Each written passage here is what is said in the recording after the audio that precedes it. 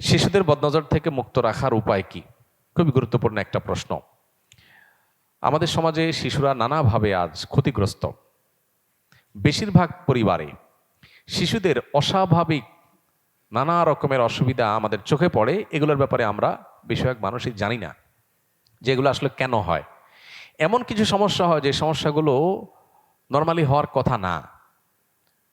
সেই সমস্যাগুলোর যে স্পিরিচুয়াল দিক আছে, এটা সম্পর্কে আমরা অনেক মানুষ আছি যারা সচেতন নই, যারা সজাগ নই।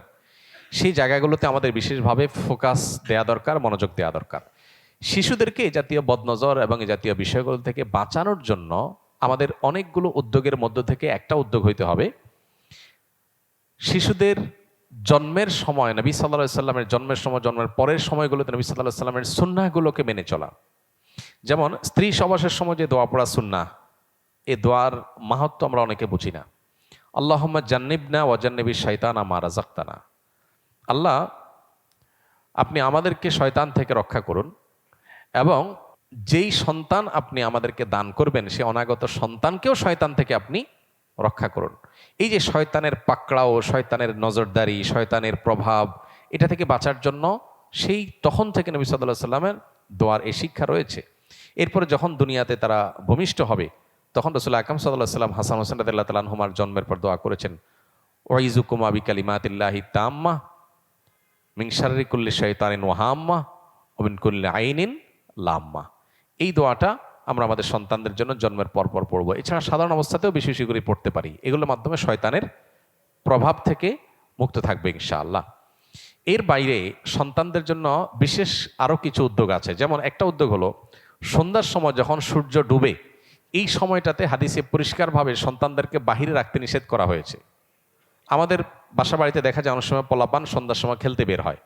তারা বিকাল খেলতে বের হোক, কিন্তু সূর্য ডুবার আগে আগে তারা মসজিদে প্রবেশ করবে কিংবা বাসায় চলে আসবে। তারা বাইরে খেলাধুলায় থাকবে না। এই টাইমটাতে বিশেষ করে দুষ্ট শয়তানের এবং দুষ্ট জিনগুলোর অনেক বেশি বিচরণ হয় এবং তারা দুর্বলদের উপর আক্রমণ বেশি করে। দুর্বল বলতে শারীরিকভাবে ক্ষীণকায় কিংবা শিশু, বৃদ্ধ, অসুস্থ, এই মানুষগুলোকে টার্গেট করে তাদের উপরে আক্রমণটা একটু বেশি হয়। তো শিশুদের মধ্যে তাদের আক্রমণ অনেক বেশি হয়। এই জন্য এই সময়টাতে বিশেষ করে আমরা খুব যত্নের সাথে বাচ্চাদেরকে সূর্য ডোবার আগে আগে বাসায় ঢুকানোর চেষ্টা করব। তাদেরকে বাইরে রাখবো না। তাতে ইনশাল্লাহ তারা সেফ থাকবে, আল্লাহ চাহেন তো। আরও কিছু গুরুত্বপূর্ণ বিষয় আছে শিশুদেরকে ঘিরে। এর ভিতরে একটা হলো যে তাদের খাবারের সময় বিসমিল্লাহ বলা, তাদেরকে বলতে শেখানো, বাসায় ঢুকতে বিসমিল্লাহ বলা, সালাম দিয়ে প্রবেশ করা, টয়লেটে ঢুকার সময় দোয়া পড়ে ঢুকা, কারণ ভিতরে শয়তানের দুষ্ট জিনের উপদ্রব থাকে। তারপরে আপনার টয়লেট থেকে বের হওয়ার পর দরজাটা বন্ধ করা এবং দোয়া পড়া, এই জিনিসগুলো, ঘুমানোর সময় দোয়া পড়া, এই জিনিসগুলো যখন বাচ্চাদেরকে আমরা শেখাবো ইনশাআল্লাহ, তখন দৈনন্দিন জীবনে এবং আমাদের জীবনে শয়তানের প্রভাব থেকে ইনশাআল্লাহ আমরা রক্ষা পাবো। এই জিনিসটা শয়তান থেকে সন্তানদেরকে বাঁচানোর জন্য খুবই জরুরি একটা বিষয়। এগুলো আমরা লক্ষ্য রাখবো ইনশাআল্লাহ বিদিনিল্লাহ। আর এর বাইরে আরেকটা বিষয় বদনজর থেকে বাঁচার জন্য জরুরি, সেটা হলো সোশ্যাল মিডিয়াতে সন্তানের ছবি তুলে দেওয়া, তাদের বিভিন্ন অর্জনের গল্প দেওয়া, প্রয়োজনের অতিরিক্ত তাদের সোশ্যাল মিডিয়াতে প্রচারণা করানো, এগুলো সন্তানদের নানাবিধ বিপদের কারণ হয়। আজকাল দেখা যায় আমরা এগুলো লক্ষ্য করি না। আমাদের সন্তান এমন কিছু অসুস্থ হয়ে যাচ্ছে যেগুলো কোনো কারণ আমরা খুঁজে পাই না। স্পিরিচুয়ালি তারা ক্ষতিগ্রস্ত হচ্ছে ভেতর দিক থেকে। এগুলোর মূল কারণ হলো এই যে বদনজর। এই বদনজরের হাত থেকে বাঁচানোর জন্য প্রয়োজন ছাড়া তাদেরকে প্রদর্শন করে বেড়ানোর থেকে আমাদের বিরত থাকা দরকার। আমরা অনেকেই সোশ্যাল মিডিয়াতে দিয়ে দেই বা মানুষ সামনে নিয়ে যাই তাদেরকে এবং অন্যদের বদনজরের কবলে তাদেরকে ফেলে দেই। তো বদনজরের ফলে যে ক্ষতিটা হয় তা মানুষ টের পায় না। ওষুধ খায়, ডাক্তারের কাছে যায়, টাকা পয়সা নষ্ট করে, কিন্তু এদিকে সে বদনজরের কারণে ধ্বংস হয়ে যাচ্ছে, সে টেরও পাচ্ছে না। তো এই জিনিসটা আমাদের খেয়াল করা দরকার যে প্রয়োজন ছাড়া সন্তানের বিভিন্ন ভালো দিকগুলোকে বাহিরে প্রকাশ করে বেড়ানো এটা ভালো কোনো বিষয় নয়। এমনকি বাবা মারও বদনজর লাগে যখন সন্তানের কোনো কিছু দেখে মনে হয় যে আমার খুব বেশি অভিভূত হয়ে গেছি, তখন আমাদের সুন্নাহ হলো মাশাআল্লাহ তাবারাকাল্লাহ বলা। মাশাআল্লাহ তাবারাকাল্লাহ যদি বলেন ইনশাআল্লাহ সন্তানের প্রতি বদনজর লাগবে না। শুধুমাত্র কন্যা সন্তান অথবা কেবল পুত্র সন্তান লাভের জন্য কোনো বিশেষ আমল বা দোয়া আছে কিনা? শুধু কন্যা বা শুধু পুত্র সন্তানের জন্য আলাদা কোনো দোয়া আমার জানা নাই। আর কোরআন এবং সুন্নাহর দৃষ্টিকোণ থেকে শুধু ছেলে বা শুধু মেয়ে পাওয়ার জন্য আল্লাহর কাছে আলাদা করে দোয়া করাটা এটা কোনো যৌক্তিক দোয়াও না। তাহলে দোয়া কিভাবে হবে? দোয়া হবে আল্লাহর কাছে নেক সন্তানের দোয়া, ভালো সন্তানের দোয়া। আমরা যে কন্যা সন্তান চাই সে কন্যা সন্তান, ধরুন কারোর কন্যা সন্তান দরকার, তার অনেকগুলো ছেলে হয়েছে, এখন কন্যা সন্তান যে হবে, সে কন্যা সন্তানটা যে তার চক্ষু শীতলকারী হবে, তার অন্তর জুড়াবে, এমন কোনো নিশ্চয়তা তো নাই। আবার এমনও হতে পারে কারোর অনেকগুলা মেয়ে হয়েছে, এখন সে একটা ছেলের জন্য লালায়িত, আল্লাহর কাছে চাচ্ছে আল্লাহ আমাকে একটা ছেলে দেন। ছেলে হলেই যে সে সুখ পাবে এমন কোনো গ্যারান্টি নেই, হতে পারে ছেলেটা চরম অমানুষ হবে। তাহলে এই জন্য আল্লাহ তাআলার কাছে ছেলে বা মেয়ে আমরা চাইতেই পারি, কিন্তু আমাদের মূল চাওয়াটা হবে আল্লাহ আমার জন্য যেটা কল্যাণকর হয় তুমি সেটা আমাকে দাও। এই জন্য কোরআনে কারিমের সন্তান চাওয়ার দোয়াগুলোতে কোথাও ছেলে বা মেয়ের উল্লেখ নাই।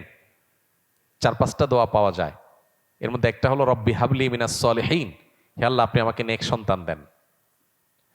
রব্বি হাবলি মিন লাদুনকা যুররিয়াতান তাইয়্যিবাহ ইন্নাকা সামিউদ দুআ, আল্লাহ আপনি ভালো সন্তান আপনার পক্ষ থেকে দান করেন, আপনি দোয়া শ্রবণকারী। দেখেন এখানে ভালো সন্তানের কথা বলা হয়েছে, ছেলে মেয়ের কথা বলা হয়নি। তো এইভাবে রব্বি লা তাযারনি ফারদা ওয়া আনতা খায়রুল ওয়ারিসিন, আল্লাহ আমাকে একা ছেড়ে দিবেন না, আপনি সর্বোত্তম ওয়ারিস। এই যে দোয়াগুলো, এগুলোর কোনোটার মধ্যে ছেলে বা মেয়ে আলাদা করে চাওয়া হয়নি। এজন্য আমাদের মনের ভিতরে আকুতি থাকতেই পারে, সেটা আমরা বলতেই পারি আল্লাহর কাছে, কিন্তু সেই সাথে এটাও যেন আমরা বলি যে আল্লাহ আপনি আমার জন্য যেটা কল্যাণের হয় সেটাই দান করেন এবং আমাকে সেটার মর্মে সন্তুষ্ট করে দেন। এইভাবে দোয়া করলে সে দোয়াটা হবে অনেক বেশি অর্থবহ, অনেক বেশি যৌক্তিক। দেখেন কোরআনে কারিমে আল্লাহ তাআলা ঈসা আলাইহিস সালামের নানির দোয়া উল্লেখ করেছেন, যিনি ইমরাতে ইমরান হিসাবে পরিচিত কোরআনে।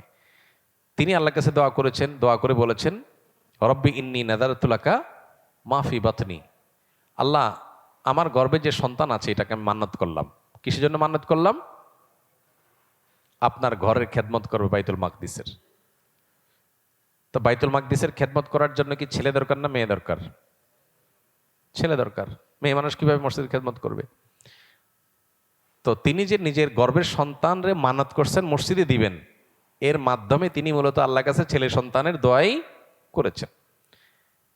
কিন্তু আল্লাহ তাআলা তার গর্ভে দিলেন মারিয়ামকে।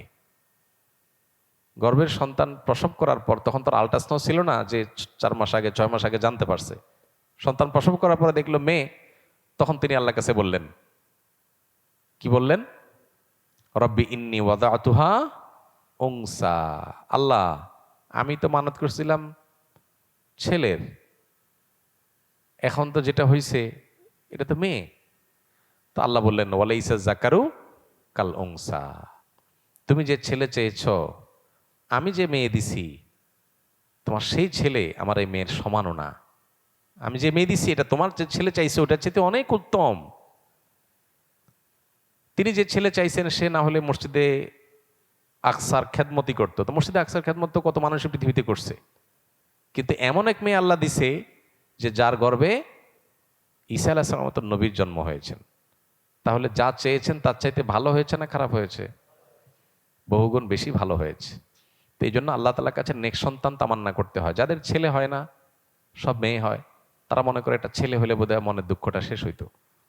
যদি ছেলেটা অমানুষ হয় আর নাকে রশি দিয়ে ঘোরানোর মতো পরিস্থিতি হয়, তখন যা বুঝে যে হায় হায় এটা হওয়ার চাইতে তো না হয় ভালো ছিল।